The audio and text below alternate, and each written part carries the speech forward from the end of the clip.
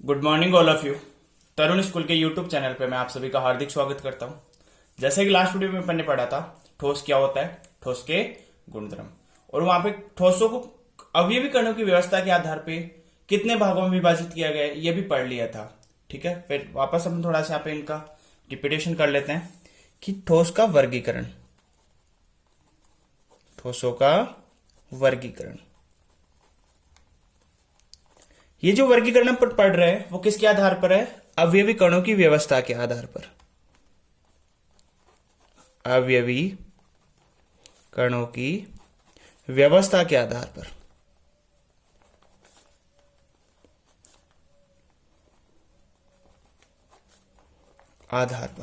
अवयवी कणों की व्यवस्था के आधार पर ठोसों को दो भागों में विभाजित किया गया है।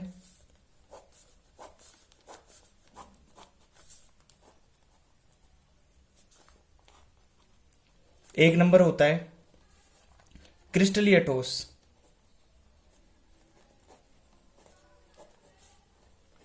क्रिस्टलीय ठोस। दो नंबर होता है अक्रिस्टलीय ठोस।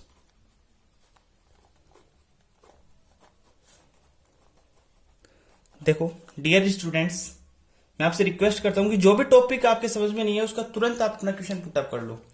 तो लास्ट वीडियो में मैंने आपको ये बताया था कि ठोस क्या होता है और अवयवी कण क्या होता है ये भी बताया था कि जिन कणों से क्रिस्टल का निर्माण होता है। अब अवयवी कण क्या क्या हो सकते हैं? या तो अणु हो सकते हैं, या फिर परमाणु हो सकते हैं, या फिर आयन हो सकते हैं। मैं इसलिए बोल रहा हूं कि आगे नेक्स्ट वीडियो में इनके क्वेश्चन भी पुटअप करवाऊंगा मैं, जो कंपटीशंस में आए हुए हैं, भले आईआईटी हो, नीट हो, भले जेट हो। तो सबसे पहले माइंड में क्वेश्चन ये पुटअप क्वेश्चन बनता है कि क्रिस्टलीय ठोस क्या होता है। तो इस प्रकार के ठोसों में, इस प्रकार के ठोसों में अवयवी कणों की निश्चित और नियमित व्यवस्था होती है। अवयवी कणों की क्या होती है? निश्चित और नियमित व्यवस्था होती है। निश्चित और नियमित। अब कैसे, इस चीज को समझ लो सबसे पहले एग्जांपल के थ्रू। सपोज किया मेरे पास कोई पैटर्न है, ये पैटर्न है इस प्रकार से ए, ये बी, ये ए, ये बी, ये ए और ये b, b a b a b a b a b a और बी। ठीक है, अब देखो यहां पे ए के बाद में बी, फिर ए के बाद में बी, फिर ए के बाद में बी। ठीक है, फिर ए के बाद में बी, फिर ए के बाद में बी, फिर ए के बाद में बी, ए के बाद में बी, ए के बाद में बी, ए के बाद में बी। और एक चीज नोटिस और करो यहां पे आप, प्रत्येक जो ए है, प्रत्येक ए चारों तरफ बी से घिरा हुआ है, और प्रत्येक जो बी है चारों तरफ ए से घिरा हुआ है। ठीक है, नेक्स्ट चीज और नोटिस करो आप यहां पे कि ए के बाद में बी, ए के बाद में बी, पुनरावृत्ति हो रही है। ऐसा नहीं है कि ये कुछ समय तक है, ये कंटिन्यू पुनरावृत्ति हो रही है यहाँ पे, और नियमित है, कुछ दूरी के बाद में जाके उसका रिपीटेशन हो रहा है। ठीक है, तो इस प्रकार के ठोस को कौन सा ठोस कहता है? क्रिस्टलीय ठोस। अब अक्रिस्टलीय ठोस क्या होता है? इस प्रकार के ठोसों में, इस प्रकार के ठोसों में अवयवी कणों की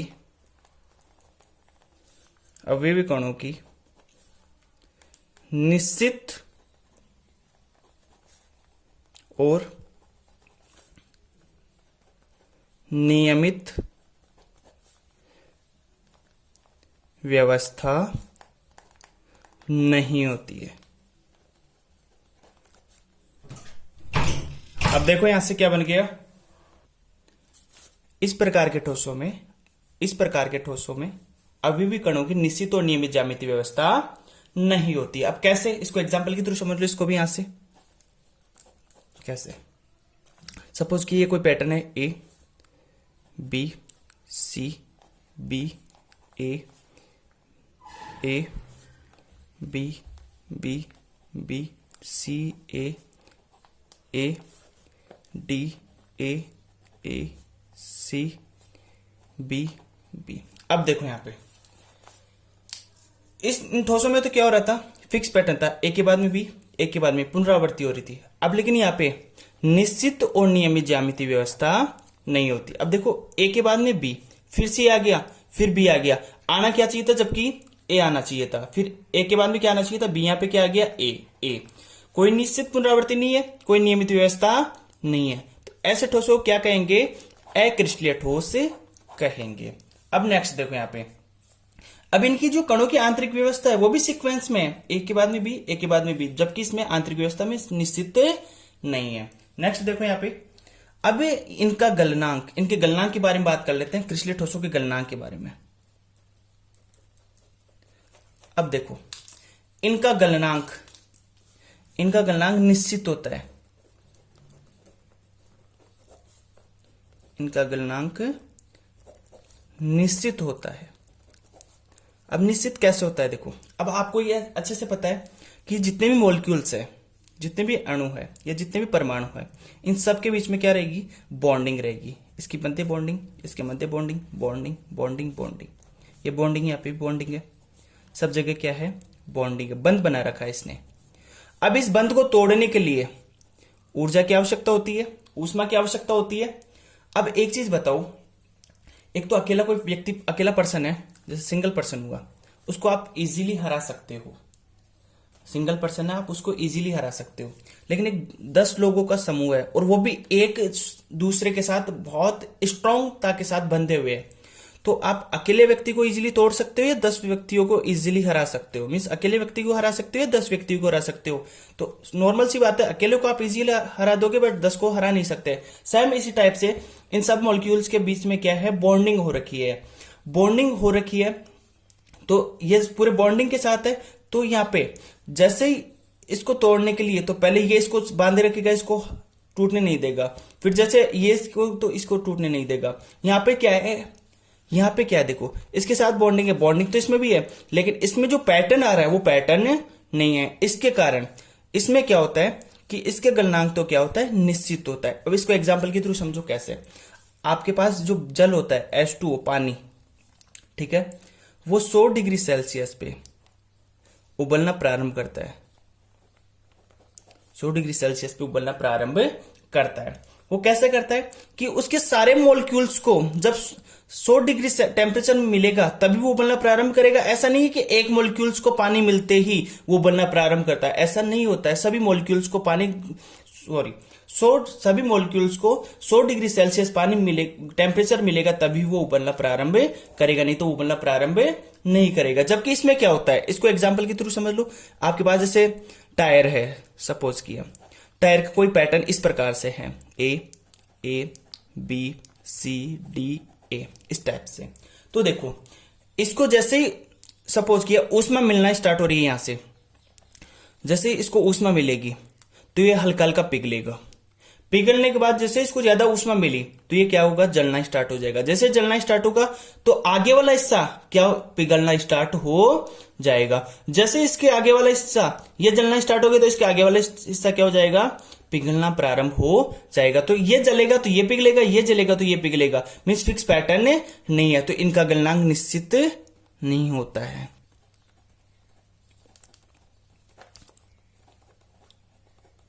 इनका गलनांक निश्चित नहीं होता है। अब देखो यहां पे गलनांक के कारण ही, इस गलनांक के कारण ही क्रिस्टलीय ठोसों को तो क्या कहा जाता है, वास्तविक ठोस।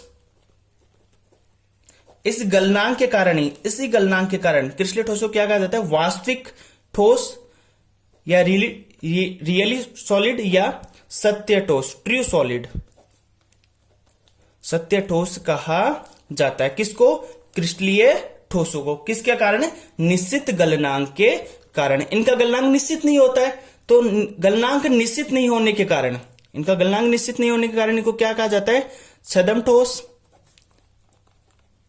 या आभासी ठोस या अतिशीतित द्रव। अब देखो मैंने आपको यहां पे बताया अतिशीतित द्रव का मतलब क्या होता है। यहां पे बहुत धीमी स्पीड से प्रवाहित होना, मीन जैसे ये इसको ऊष्मा मिली तो ये प्रवाहित होना स्टार्ट हो जाएगा, इसको ज्यादा ऊष्मा मिली तो ये जलना प्रारंभ हो जाता है, तो ये आगे वाला क्या हो जाएगा, पिघलना स्टार्ट हो जाता है। तो ये ठोस क्या होता है, इस प्रकार अक्रिस्टलीय ठोस क्या होते हैं, ठोस होने का आभास कराते हैं लेकिन वास्तव में ठोस नहीं होती। इसमें किसका गुण पाया जाता है, प्रवाह का गुण पाया जाता है, द्रव्यों की भांति इसमें प्रवाह का गुण पाया जाता है। नेक्स्ट देखो, क्रिस्टलीय ठोस जो होते हैं उनमें जो देशिकता पाई जाती है वो विषम देशिकता पाई जाती है, विषम देशिकता। और इस अक्रिस्टलीय ठोस में क्या पाई जाती है, सम देशिकता। अब देखो मैं स्टूडेंट्स आपको एक चीज क्लियर कर दूं, यहां पे मैं आपको एक यहां पे ये टॉपिक है ये होल्ड कर रहा हूं, ये टॉपिक होल्ड कर रहा हूं कि समदेशिकता क्या होती है और विषम देशिकता क्या होती है। ये नेक्स्ट वीडियो में आपको बताऊंगा विद एग्जाम्पल और एग्जाम्पल के थ्रू मैं आपको ये समझाऊंगा कि क्रिस्टलीय ठोसों में ही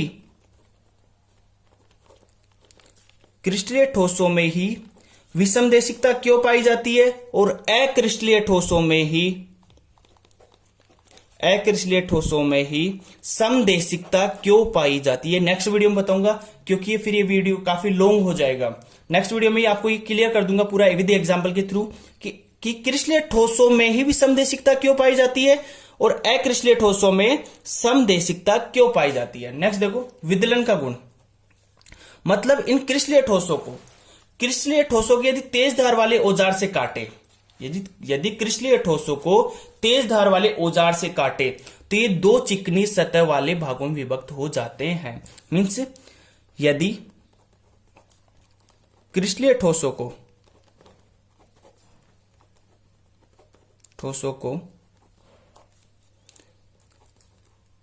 तेज धार वाले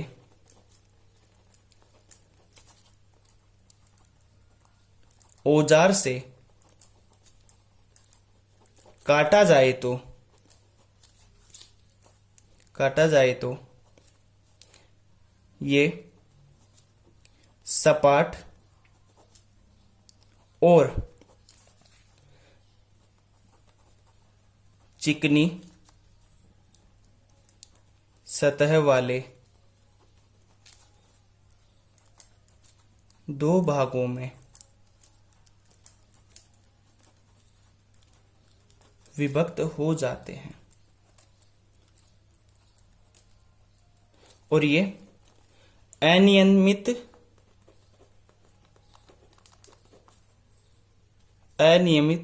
और खुरदरी सतह के दो भागों में विभक्त हो जाते हैं। मीन्स कितने भागों में विभक्त हो जाते हैं, ये दो भागों में विभक्त हो जाते हैं। ये भी किसके कारण होता है, ये समदेशिकता और विषम देशिकता के थ्रू आपको ये चीज समझ में आएगी। लेकिन यहाँ पे समझ लो एक एग्जांपल के थ्रू कि साहब आपके पास सोडियम है, सोडियम को यदि आप काट रहे हो, सोडियम को जैसे आप तेजधार वाले औजार से काटोगे तो ये क्या होगा, चिकनी सतह प्राप्त होगी। सोडियम को कभी आप काटोगे लैब में तो आपको पता चल जाएगा कि उसकी सतह कैसी प्राप्त होगी, चिकनी सतह प्राप्त होगी और बिल्कुल समान दो भागों में विभक्त हो जाएंगे। ठीक है, लेकिन जैसे आप अक्रिस्टलीय ठोसों काटोगे तो ये अनियमित और खुरदरी सतह के दो भागों में विभक्त हो जाते हैं। नेक्स्ट देखो, इसमें जो अवयवी कणों की व्यवस्था होती है, अवयवी कणों की व्यवस्था देखो, यहाँ पे तो क्या है, ये एक छोटे से हिस्से में, यहाँ पे तो ये क्या है, एक छोटे से हिस्से में, एक के बाद में बी, केवल ए तक की, फिर बाद में तो बी आ गया, फिर बाद में क्या आ गया, सी, एक छोटे से हिस्से में। लेकिन इसमें क्या है, ये तो क्या होती है, इसमें अवयवी कणों की व्यवस्था तो क्या होती है, लघु परासी, और ये कैसे होते हैं, दीर्घ परासी।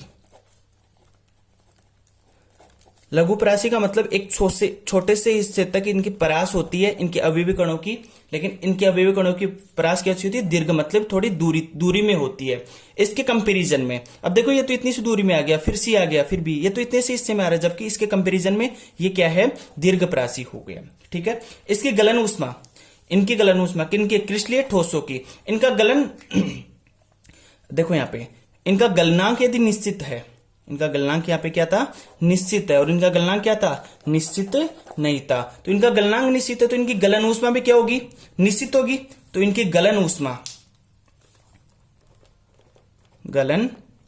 ऊष्मा निश्चित होती है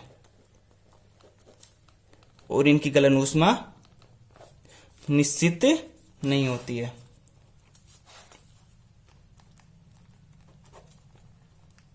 गलन ऊष्मा निश्चित नहीं होती है किनकी, अक्रिस्टलीय ठोसों की। ठीक है, अब देखो यहां पे नेक्स्ट, जो क्रिस्टलीय ठोस होते हैं, क्रिस्टलीय ठोस, इनका जो शीतलन वक्र होता है, शीतलन वक्र मतलब कूलिंग कर्व, वो क्या होता है, असतत होता है। और अक्रिस्टलीय ठोसों का शीतलन वक्र क्या होता है,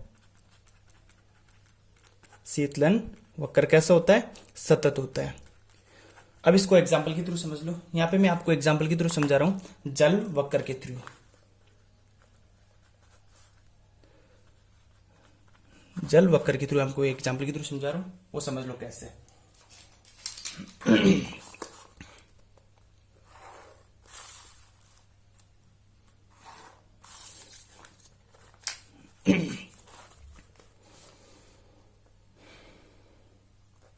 -20, 0,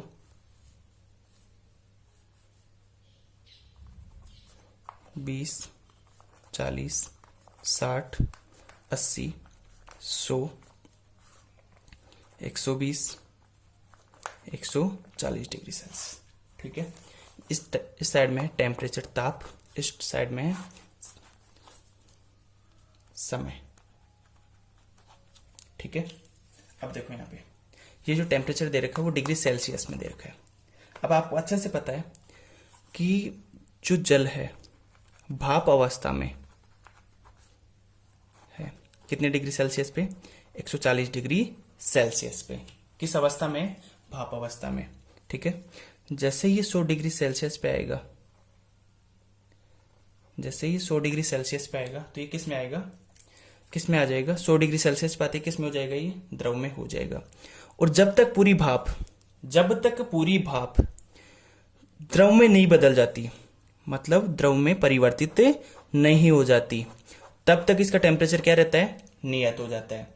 मीन्स देखो यहाँ पे पूरी भाप, यहाँ पे ये जल था वो किस अवस्था में था, भाप अवस्था में। यहाँ पे जल किस अवस्था में आ गया, द्रव अवस्था में। यहाँ पे क्या हो रहा है, इस भाप का यहाँ पे क्या हो रहा है, अवस्था परिवर्तन हो रहा है, अवस्था परिवर्तन हो रहा है। अब आपको अच्छे से पता है कि आपको मैं बता देता हूं कि अवस्था परिवर्तन पर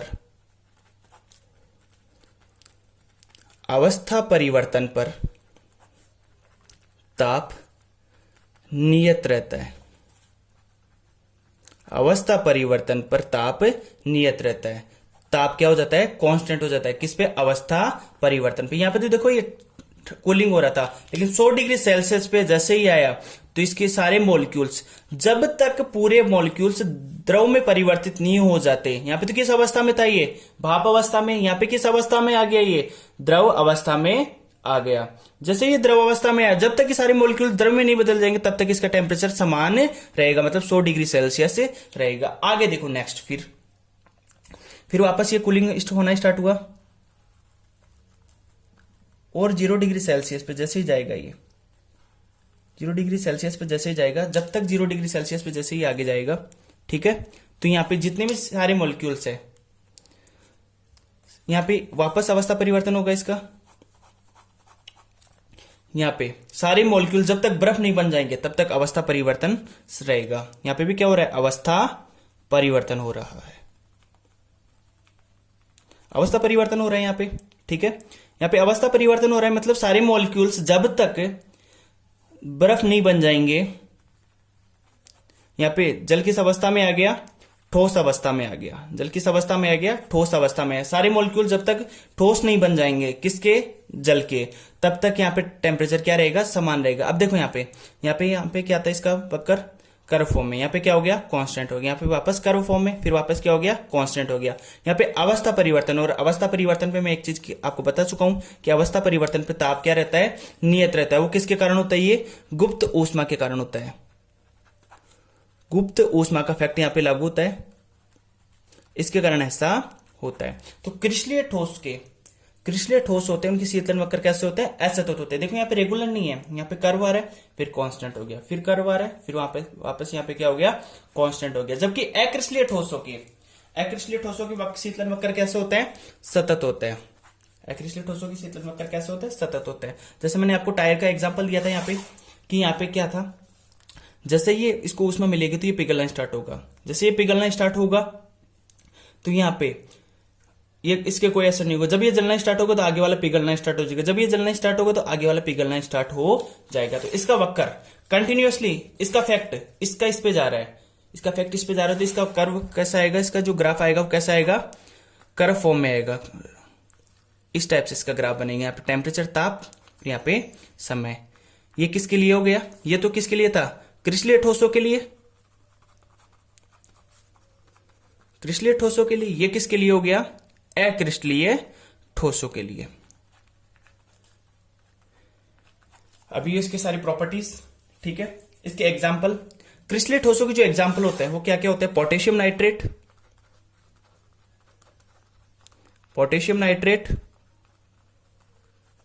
ऑक्जेलिक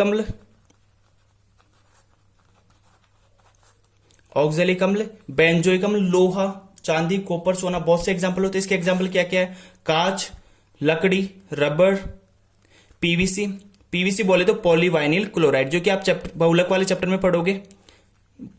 पीवीसी क्या होता है, टेफ्लॉन हुआ, इन सब के बारे में, ठीक है। यहाँ पे इसको आप समझे, आप इसको आप लैंग्वेज फॉर्म में देख लो, इसको यहां से नेक्स्ट इसको लैंग्वेज फॉर्म में देख लो पूरे को। जैसा कि मैंने आपको बताया कि अभी कणों की व्यवस्था के आधार पर ठोसों का वर्गीकरण, ठोसों को दो भागों में विभाजित किया गया था, क्रिस्टलीय ठोस और अक्रिस्टलीय ठोस। क्रिस्टलीय ठोस क्या होते हैं, इस प्रकार के ठोसों में अवयवी कणों की, अवयवी कण मैं बता चुका हूं आपको। अवयवी कण क्या क्या हो सकते हैं, या तो अणु या परमाणु या फिर आयन की निश्चित और नियमित व्यवस्था होती है। अक्रिस्टलीय ठोसों के लिए क्या था, इस प्रकार के ठोसों में अवयवी कणों की अनिश्चित और अनियमित व्यवस्था होती है। मोस्ट इंपोर्टेंट क्वेश्चन क्या बनता है यहाँ से, क्रिस्टलीय और अक्रिस्टलीय ठोसों में अंतर। यहाँ पे गुण है, यहाँ पे क्रिस्टलीय ठोस, यहाँ पे अक्रिस्टलीय ठोस। ज्यामिति, इनकी निश्चित ज्यामिति और इनकी निश्चित ज्यामिति नहीं होती। जैसा कि मैं आपको एग्जाम्पल की तरह इनको सबको एक्सप्लेन कर चुका हूं। आंतरिक व्यवस्था, इनमें अवयवी कणों की आंतरिक व्यवस्था निश्चित और नियमित होती है और इनकी अनिश्चित और अनियमित होती है। ये भी समझा चुका हूं। गलनांक, इनका गलनांक निश्चित और इनका गलनांक निश्चित नहीं होता है। गर्म करने पर ही नरम होकर ही प्रवाहित होने लगते हैं, ये भी बता चुका हूं मैं आपको।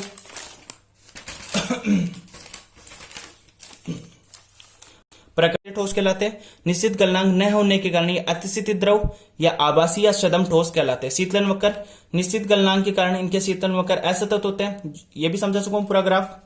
गलनांक निश्चित नहीं होने के कारण इनके शीतलन वक्र सतत होते हैं, कंटिन्यूअसली होते हैं, ठीक है। अब ये क्रिस्टलीय पदार्थों के लिए शीतलन वक्र है, अक्रिस्टलीय पदार्थों के लिए शीतलन वक्र है। कि ये ऐसा क्यों हो रहा है, इसका ग्राफ ऐसा है क्यों बन रहा है, क्योंकि इसका गलनांक क्या है, निश्चित नहीं, और इसका गलनांक क्या होता है, निश्चित होता है। यहाँ पे देखो गलनांक पूरा कितने पे हो रहा है, 100 डिग्री सेल्सियस पर हो रहा है। यहाँ पे कितने डिग्री पे हो रहा है, 0 डिग्री सेल्सियस। तो यहाँ पे सारा गलनांक के कारण हो रहा है। नेक्स्ट देखो देशिकता, क्रिस्टलीय पदार्थों में विषमदेशिकता पाई जाती है, अक्रिस्टलीय ठोसों में क्या पाई जाती है, समदेशिकता का गुण पाया जाता है। विदलन का गुण, तेज धार वाले औजार से काटने पर ये सपाट व चिकनी सतह वाले दो भागों में विभक्त हो जाते हैं, और ये तेज धार वाले औजार से काटने पर अनियमित सतहों के टुकड़ों में बढ़ जाते हैं। और कैसी सतह प्राप्त होती है, खुरदरी सतह प्राप्त होती है। अवयवी कणों की व्यवस्था, ये दीर्घप्रासी व्यवस्था होती है, इनमें लघुप्रासी व्यवस्था होती है। गलन ऊष्मा, इनकी गलन ऊष्मा निश्चित होती है, इनकी गलन ऊष्मा निश्चित नहीं होती। इसके उदाहरण क्या क्या, पोटेशियम नाइट्रेट, ऑक्जेलिक अम्ल, बेंजोइक अम्ल, लोहा, चांदी, कॉपर, सोना, नेफ्थलीन, क्वार्ट्ज आदि। इसके उदाहरण क्या क्या है, कांच, लकड़ी, रबर, पीवीसी, टेफ्लॉन, रेसा, कांच, फाइबर आदि। यहाँ पे देखो मैंने एक टॉपिक होल्ड किया था, देशिकता, विषमदेशिकता और समदेशिकता।